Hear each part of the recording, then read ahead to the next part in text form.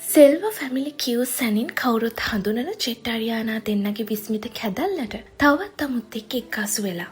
ඒ සුබ ආරංචිය සිය සමාජ මාධ්‍ය වේදිකාවන් ඔස්සේ ඔවුන් කාටත් කියලා තිබුණා. බෝනික්කියකගේ ලස්සන අම්මෙකුයි ආදරණීය තාත්තෙකුයි දූලා 5 දෙනෙකුයි හුරතල් පුතෙකුයි ඉන්න මේ සුන්දර පවුලට ආව අලුත් අමුත්තා දුවෙක්ද පුතෙක්ද කියලා දැනගන්නනේ හැමෝම බලාගෙන ඉන්නේ. 7 වෙනියා පුතෙක්. මේ පවුලේ පළවෙනියා තමයි සාරා. එතකොට පවුලේ 7 වෙනියා නෝවා. සාරා, ඉන්ද්‍රානි, රික්ටන්, සෙලෙස්ටේ, සවානා, කෙනඩි, නෝවා. ජෙට් අරියානා සිය දරුවන් එක්ක ජීවත් වෙන්නේ ටෙක්සාස් වල.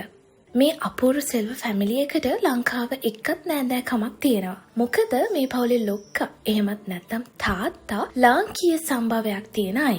ඒ නිසාම ඔවුන් ලාංකික පිරිස අතර ප්‍රසිද්ධ ලංකාවේ තාත්තයි කැලිෆෝනියාවේ අම්මයි හැටියට.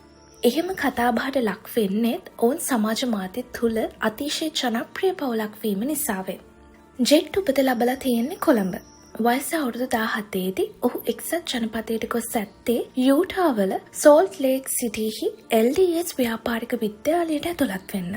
සිය සමාජ මාධ්‍ය වේදිකාවන් ඔස්සේ මේ සෙල්ව පවුල හිසකෙස් සහ සම රැක ගැනීම උදෙසා කරන ඔවුන්ගේම රූපලාවන්‍ය නිෂ්පාදන ප්‍රවර්තනය කරනවා සේම ඔවුන්ගේ සෞඛ්‍ය සම්පන්න ජීවන රටාව, සුවිශේෂී සැමරුම්, ආහාර රටාව වැනි බොහෝමයක් ආකර්ශනීය තොරතුරු බෙදා හදා ගන්නවා.